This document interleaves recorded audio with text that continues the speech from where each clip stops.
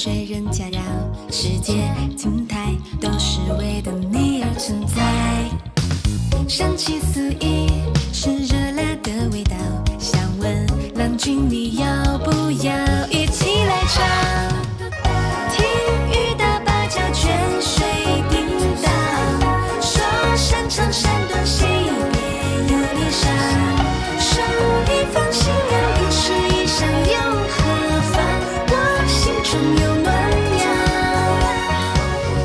看万家灯火，宇宙轻摇，灯一盏明灯把天照。开万世太平，不论用笔还是刀，都应该骄傲。谁在酒前笑里轻轻语，轮换铜绿，桃花雨年就要相遇。竹山翠影前，红旗赤照，请多指教我的情郎。若不在户部任职，就连相爷也无法查看户部的文书和记录。只是，此事对你来说，会是个考验。你是担心他被那些贪官给同化收买，这你别想多了。我相公是绝不可能被收买的。还是我家娘子了解我。傅太师为人狠辣，与他为敌之人，入狱的入狱，流放的流放。还有一位参他的御史，在家中睡觉时被人剁了脑袋。我记得那名御史当时就住在离这个院子半炷香左右脚程的地方。对对对，出了正门往东走，第一条巷子往南拐，第3户便是。当时我还去探查过尸体的脖颈之处，杀人者手法不佳，应该是足足砍了5刀，才把头颅给砍下来。若换作是我，绝不会有第2刀。或许，那凶手是故意的，要让那人死之前多受些苦。许卿家，你不必担心，就你这细脖子，怎么砍2刀足矣。我谢谢你了。你也不必过于担心，相爷之所以让你搬到别院来，就是考虑到了你的安全问题。啊，原来如此啊！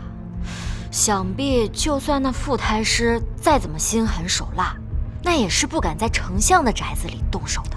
那倒不是，这别院房屋众多，若真有人来犯，未必能在第一时间找到你们睡在哪间房中，这样就增加了你们生还的可能性。我也谢谢你啊。如何？若是怕了，现在回原来还来得及。怕，倒是有些怕，不过我们不走。为什么一个宁王加一个假丞相，还斗不过一个傅太师呢？这太师职位比丞相还高吗？再高，他肯定高不过宁王吧？这宁王只是爵位，不是官职，这两者不能混为一谈。除了太子，其他皇子是没有权利干涉朝政的。而宁王之所以可以上朝，是因为他在军中还有官职，而并非王爷的身份。这丞相和傅太师虽都是一品大员，在官职上没有高低贵贱之分，但傅太师不只是太师，还是3朝元老，官家的老师，同时又是皇后的生父、太子的外祖。这就好比，即便永寿当上了松松房的掌柜，说起话来，也未必比后福哥管用。原来如此，想必官家也是考虑到了这一点，所以当年才将贾大小姐赐婚于宁王，好让丞相和傅太师之间相互制衡。可如今官家身体抱恙，又将监国之责交于了太子，便又打破了这个平衡。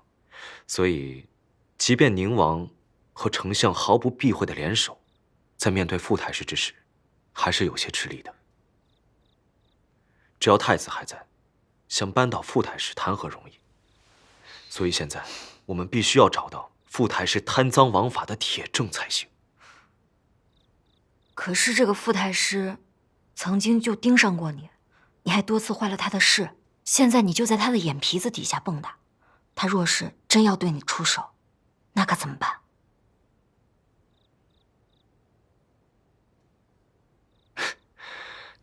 这不还有娘子在呢吗？他若真想砍我的头，你便削去他的发，不亏。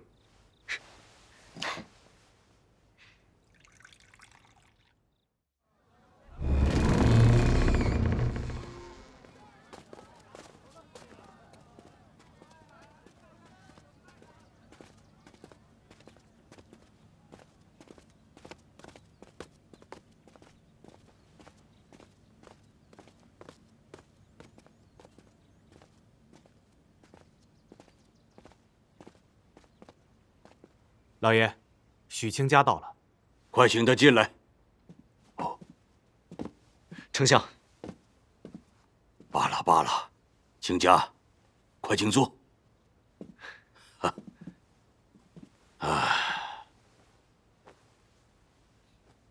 昨日休息的可好？别院清新雅致，我睡得很好，多谢丞相了。多谢就不必了。按说，你与那别院也算是有缘。若是当年你娶了芳儿，那便是你俩的居所。怎么，榜眼也有词穷的时候？昨日，家权应该已经把此事的危险和困难都告诉你了。若是你还犹豫，仍可以置身事外，回襄州复职，继续做你的同伴。若能为朝廷正本清源，艰难险阻，卿家不惧。好，不愧是许御史的儿子，我没有看错人。丞相，您认识先父？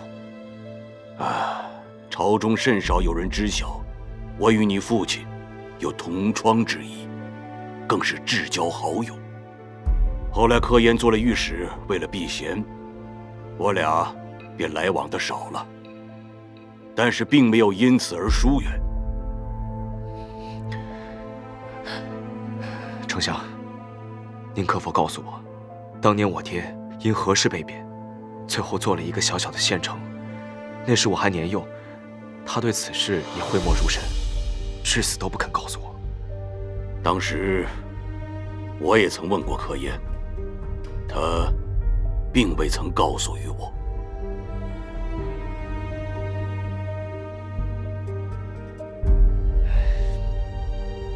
罢了。丞相，此番前来，还想请问您，扳倒傅太师，您有几成把握？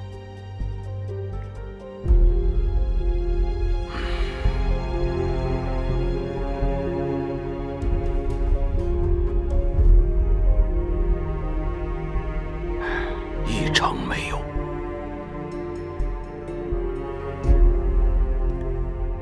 上庸襄州，即便是铁证如山，对于朝廷来说，也只是小事。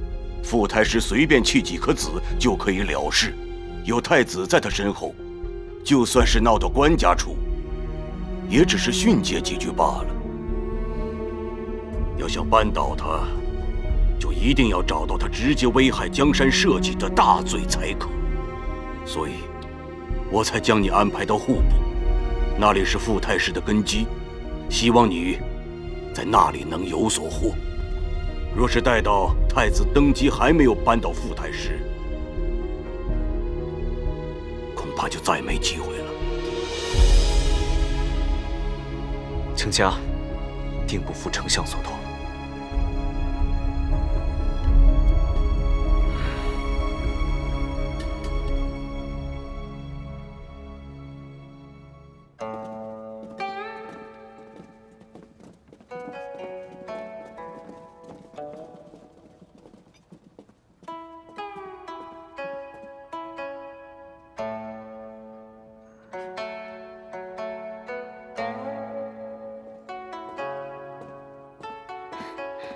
阿娇，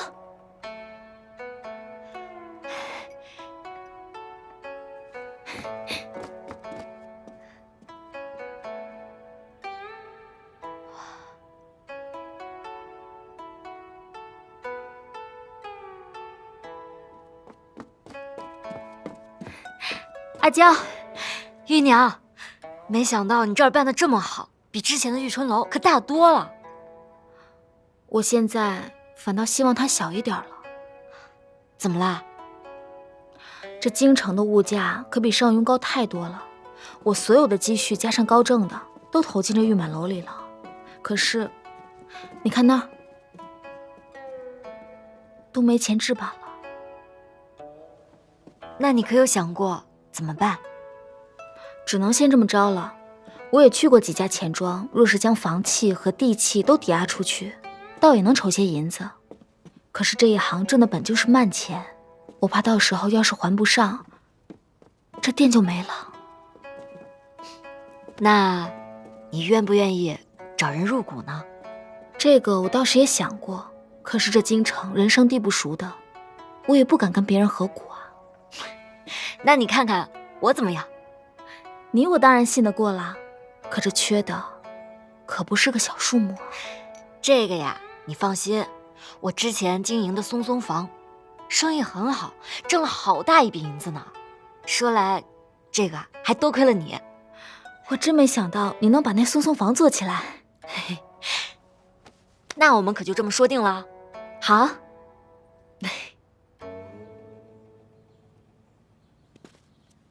王爷，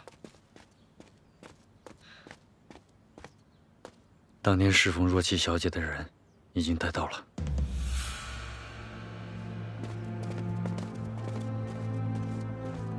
若琪小姐患病时，确实有很多怪事。小姐左侧的脖子上奇痒难当，但却有股淡淡的香味儿，就是雨后青草的那种味道。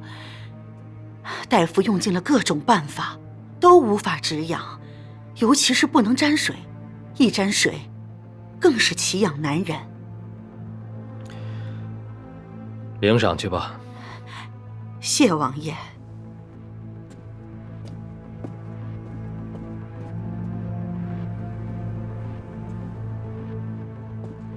王爷，看来若琪小姐真是被人下了毒。属下知道道门有一种枯草散，燃烧后会放出无色无味的毒烟，中毒者会脖子处奇痒，并散发出淡淡的香味。除此之外，没有其他任何症状，5到7日便会暴毙而亡，而且查不出任何死因。道门10几年前就被剿灭了，能用此毒的，就只有他了。费劲，他为什么要杀若琪姑娘？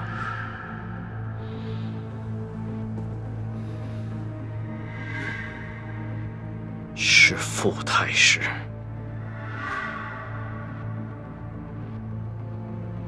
他要杀的不是若琪，是我。只不过那个时候，我接到了紧急军情，离开了，留下了若琪。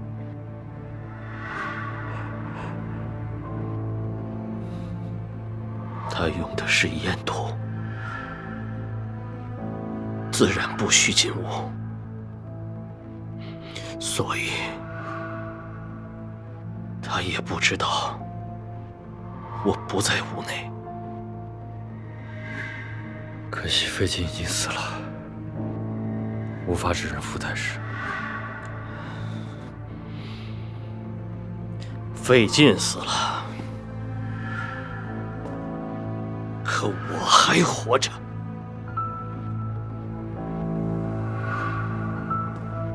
傅太师，我绝不会放过你，哪怕就算与太子为敌，我也要给若琪一个交代。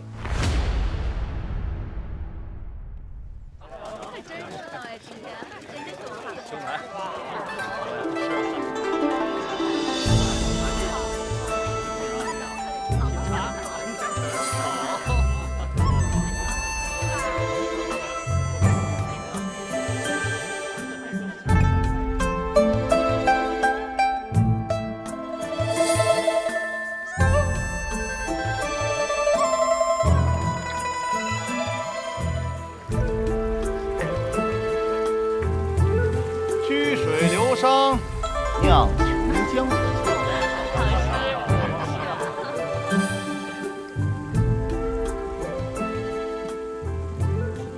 阿娇，这个曲水流觞你是怎么想到的？还不是听许清家说的。当年呀，他在京城备考时，曾与他的同窗在溪边饮酒，他们呢将这酒顺溪流而下，流到谁的手边，谁就要吟诗一首。我当时听着吧，就觉得这些读书人是真矫情。可现在我转念一想，这矫情的人钱好挣啊！再加上咱们御满楼地方够大，能够仿制这溪流，京城呢附庸风雅的人也多。我这么一琢磨，这生意铁定不会差。哎，许大人呢？今日开宴，他怎么不来啊？他今日第一天上任，去户部报道了。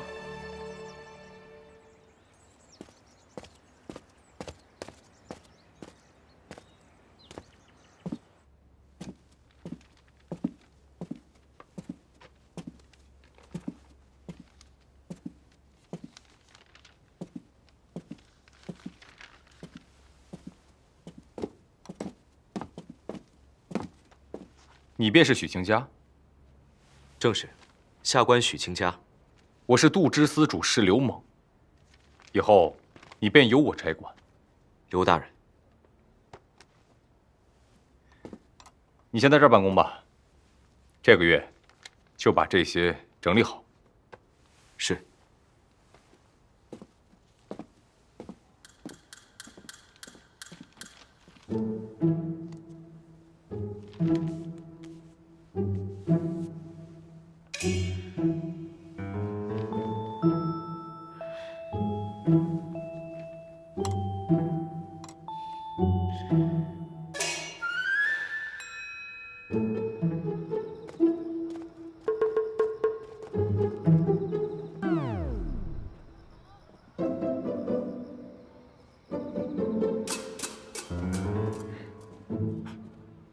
大刘子、小刘子，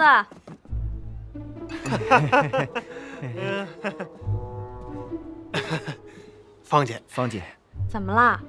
我是长得很倒你们的胃口吗？岂敢岂敢，芳姐是我们京城这个，怎么可能会倒我们胃口呢？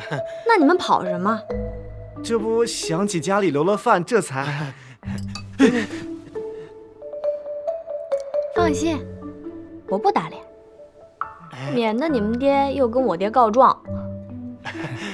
多谢芳姐，芳姐，谢芳姐。今天这儿怎么都没什么人来呀？啊，今儿呢御满楼开张，可能都去那儿了吧？御满楼，就是那个修了一半就没钱的店儿，不是关门了吗？啊，不是关门，新来的二掌柜出钱把店重新弄了一番，两位掌柜都是大美人儿，还弄了个曲水流觞，那叫一个带劲儿啊！那你们怎么不去啊？我们去了，没排上号，没排上号。有意思，那我倒要去看看。这个怎么，我还不能去啊？没，芳姐，我劝你还是不去的好。为什么？这御满楼的二掌柜，他相公姓许，所以呢，是个榜眼。榜眼，许榜眼。明天把那群小子都叫上，家里官越大越好，这玉满楼我还非去不可了。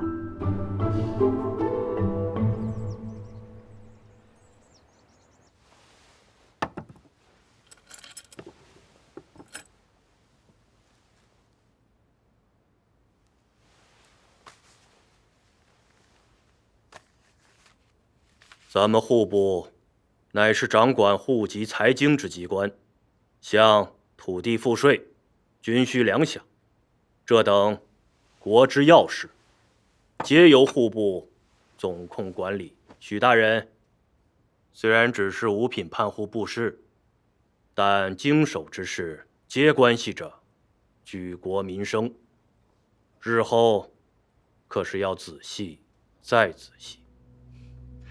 谢冯大人提点，日后还需要您多多照拂。哎，许大人说话可要小心一点。我并未提点你什么，也不可能照拂你什么。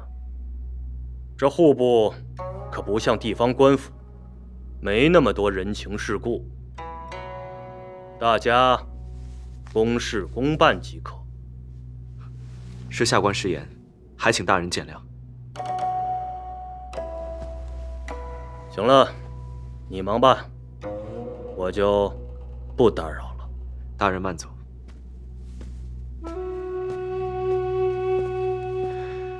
这户部果然如铁板一块，危害江山社稷的大罪，可如何探查得到啊？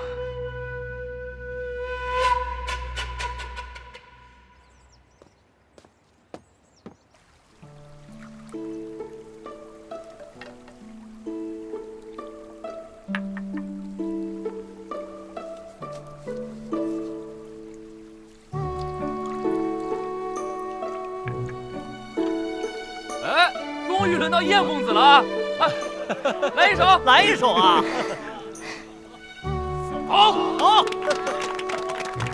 那叶某就为咱玉满楼老板娘赋诗一首，如何呀？玉娘资质繁庸，可万万不可。黛眉一蹙锁人魂，鹰口半笑露背真。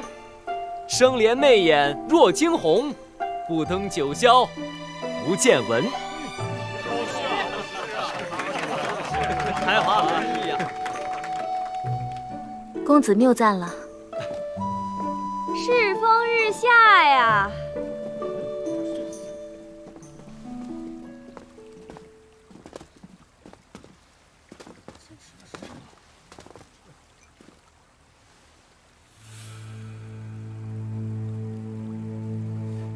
是他。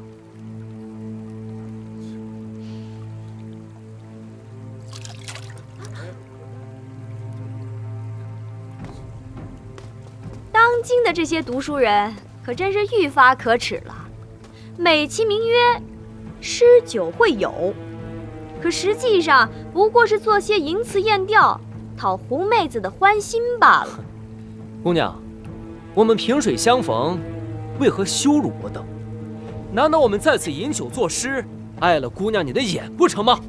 哎，贾小姐，息怒，您息怒啊！我这兄弟呢，刚来到京城，得罪了您，不好意思啊。什么贾小姐？这位是相府的三小姐，赶快坐下。怎么，只顾着伺候男客？这女客都进门了，都无人安排席位。贾府三小姐是吧？怎么说，你也是出身名门的大家闺秀，怎能说话如此不中听？我们京城的大家闺秀就是这样说话，你不爱听也得给本小姐听着。贾小姐，我们姐妹俩初到京城，不懂规矩，若是有冒犯的地方，还请您指点一二。冒犯倒谈不上，只是曲水流觞、饮酒赋诗这等风雅之事，不太适合像你们这样没读过书的乡巴佬罢了。你说谁是乡巴佬？谁生气便是说谁呗。你如此蛮横无理、嚣张跋扈，你又读了多少书？好啊，那本小姐便与你比试比试，你我各作诗词一首，让大家来评一评，谁才是没有读过书的乡巴佬。好，好，比就比，谁怕你不成？阿娇，咱们还是别比了。放心吧，我不怕的。阿娇，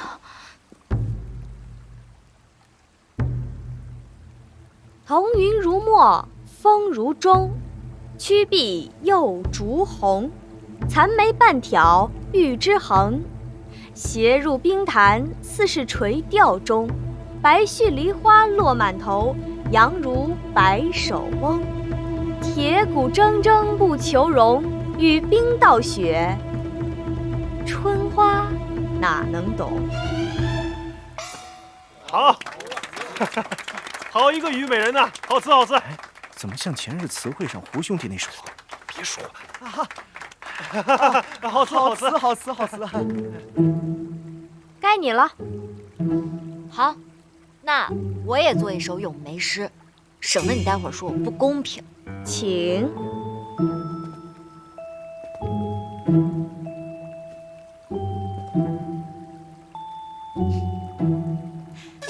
梅花开在大雪中，折下一枝回家用。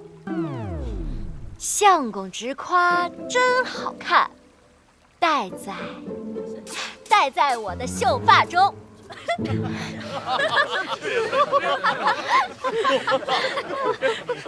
你们笑什么呀？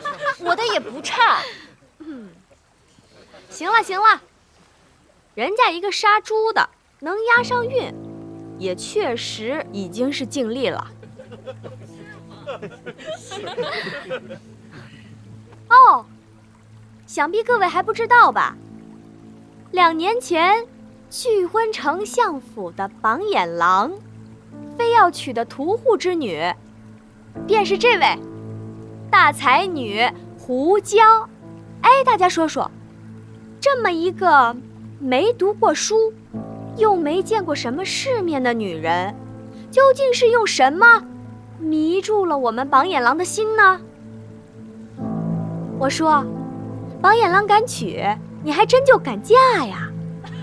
俗话说，这君子远庖厨，这杀猪的、泡的茶、倒的酒，你们喝的也不嫌腥臭啊！杀猪的呀！行了，给人家留点面子。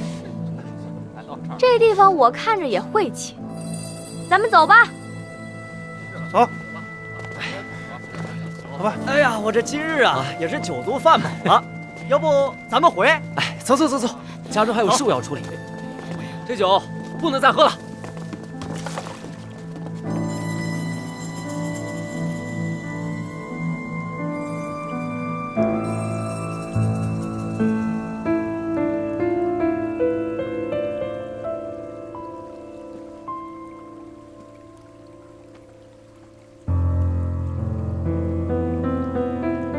阿娇，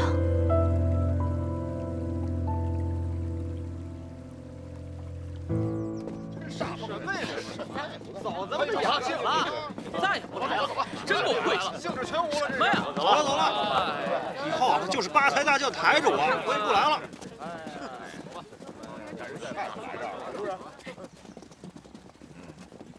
走了，哎呦，家人，真是那家人家，哎。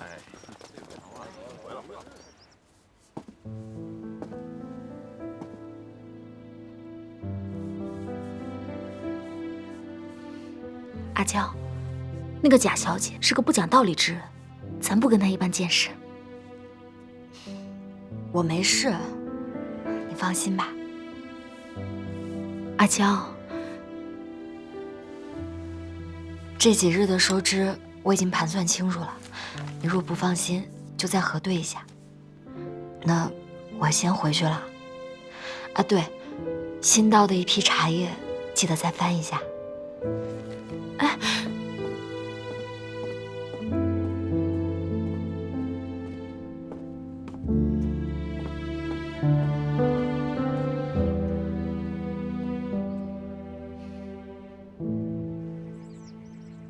相爷吩咐之事进展如何了？这户部之难，难于上青天啊！若是简单，也不会派你前来了。这户部的文册都被存放在库房之中，且有专门的官员看守。想要进去，得经3人之手，还得到处求着人盖章。这章好不容易盖齐了，那看守的官员便死死地跟在你的身后，你的一举一动都在他的监视范围之内。你说说，这都是什么规矩？如此严防死守，这其中必定藏着什么秘密。是啊，我也是如此推测的，所以这才绞尽脑汁地想着，这每多进去看几眼，便多一份希望。总之，万事小心。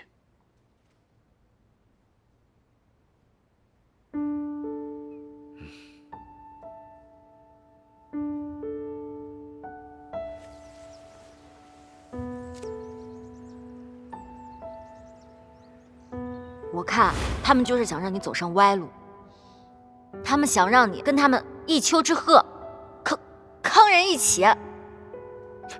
娘子，那叫做沆瀣一气。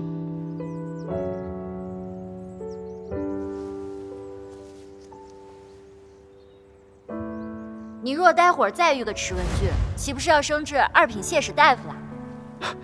娘子，那个叫御史大夫。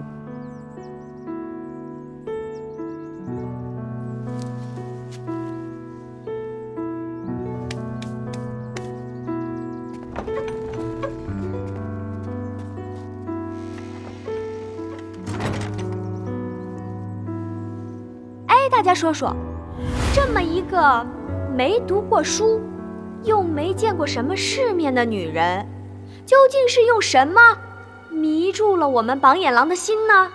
我说，榜眼郎敢娶，你还真就敢嫁呀？阿娇，今天怎么回来这么早了？啊，我是看这批新进的茶叶质量差强人意，这条索粗细不均匀，颜色也没有那么碧绿，所以我在想，是不是应该退货？你是想说这批茶叶的质量不过关？这差强人意啊，是形容基本满意的意思，不是形容质量不过关。哦，你怎么了？今天感觉有心事啊？没事，我就是困了，我先去歇息了。这大白天的又睡啊？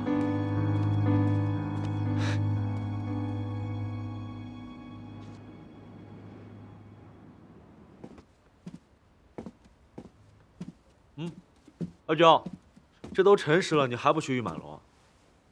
我昨晚没睡好，待会儿再去。怎么，是身子不舒服吗？没有。阿娇，你是不是有事啊？真没有，你快去当差吧，我待会儿就起。好吧，正好今日户部还有要事，那我就先走了啊。等我晚上回来咱们再说。嗯。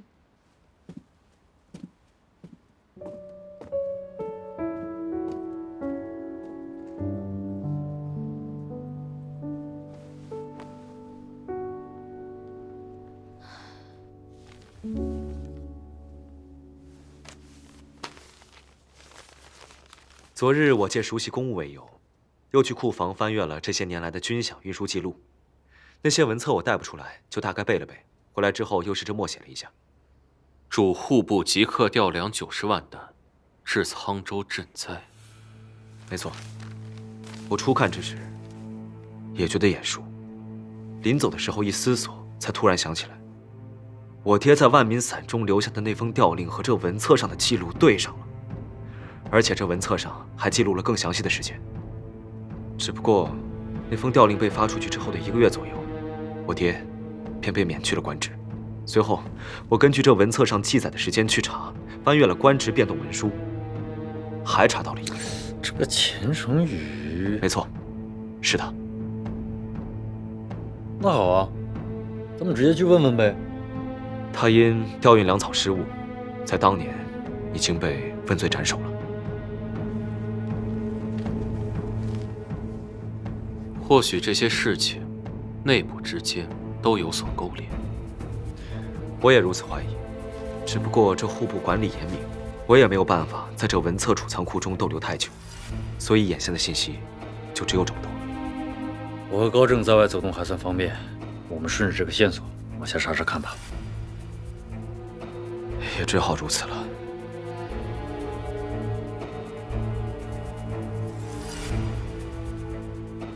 这户部难免有各路眼线，散职之后，御马楼再议。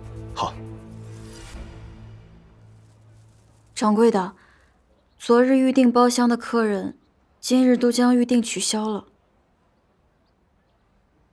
阿娇掌柜来了吗？没有。要不我去别院看看吧。好。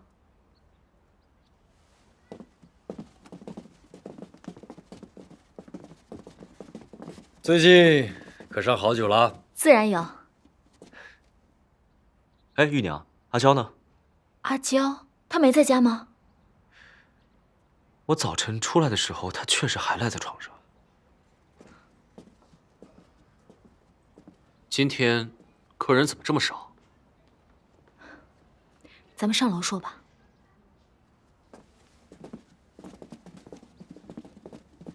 贾继芳？可是贾相府的那位三小姐？对，就是她。咱们御满楼的客人都是读书人、公子哥，也都好面子。被她这么一闹，今日客人都不怎么上门了。怪不得阿娇这2天闷闷不乐的，原来是因为这件事情。早就听闻这个三小姐跋扈京中，真仗着她爹是当朝丞相，便无法无天了。其实这件事情是因我而起。当年遭我拒婚之人，正是这位三小姐。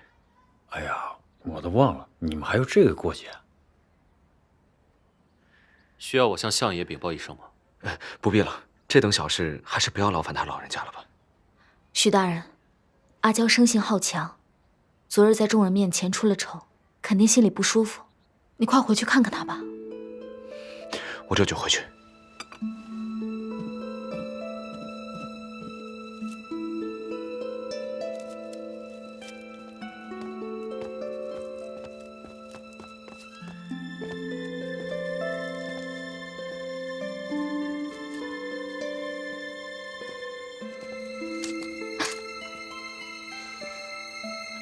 哎，阿娇，等我一下，我去拿药。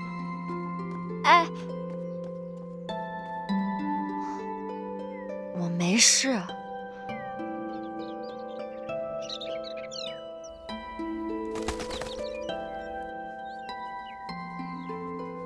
疼吗？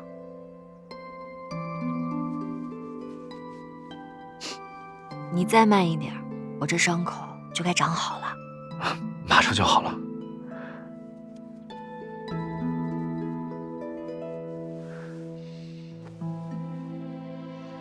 阿娇，御满楼的事情，玉娘已经跟我说了。哦，那个贾府三小姐，是不是惹你不开心了？还好。阿娇，其实有任何的烦闷苦楚，都可以向我倾诉的。我们没有必要在乎别人的眼光，只要我们俩彼此相爱，把自己的小日子过好，就够了。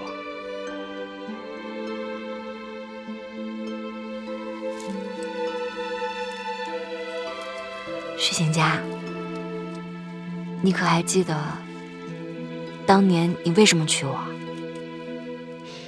若不是这贾府三小姐这么一闹腾，我都快忘了。当年你娶我是为了报恩，因为在你落难之时，是胡家给了你一个容身之所，给你一口饭吃，供你读书，还给了你进京赶考的盘缠。所以这么说来，我跟你当真是门不当户不对的。兴许当年我就不该嫁给你。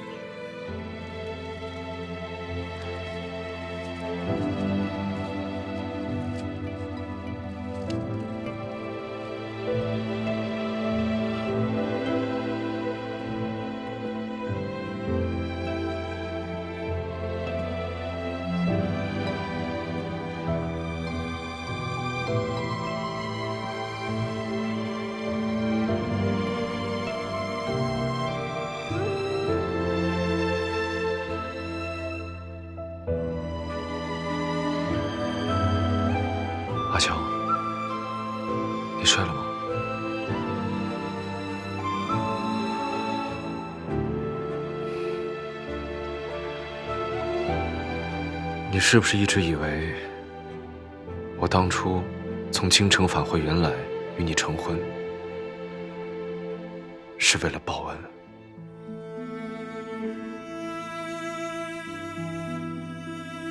不是吗？确实如此。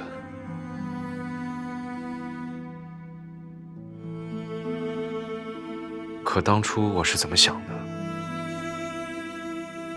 重要吗？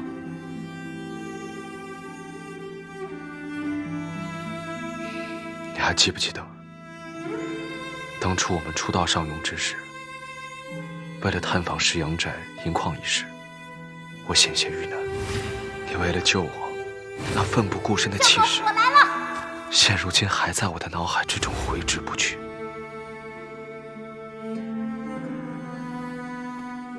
后来，我们兴办县学，遇到了芍药姐弟。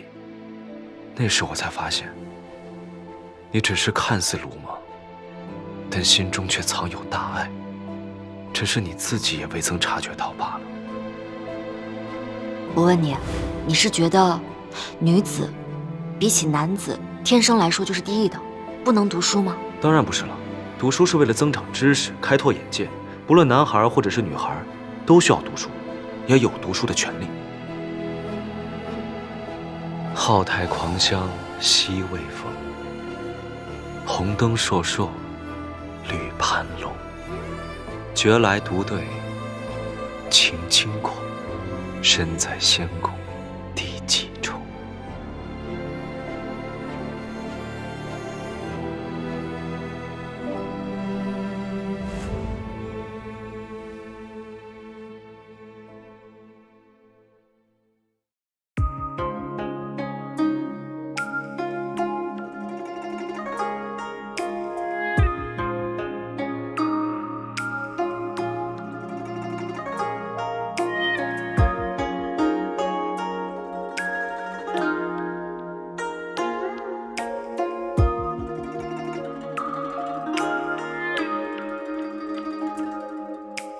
红纱绕蝶，流光重绕回过往。不见心事被隐藏，参不透朦胧真相。绿酒斟满缘情，饮始终所望。念念不忘，忆不忘，两上烟岁岁如常。春日延长，欢歌无休曲飞扬，借我一生相对望去，缱绻二字一张，只恨前尘如萤火残烈，月亮是非恩怨无不了，换一片剪影刀光。问世间来日可方长，问回忆何处可寻归乡，问天下此谁最异常，问今生将余生我敢忘，问此生何处是荒唐，问天命却偏向谁一方，问爱恨如何换无常，问诀别为何水过山长。望你一念无恙，人世无双，三生情一场，原谅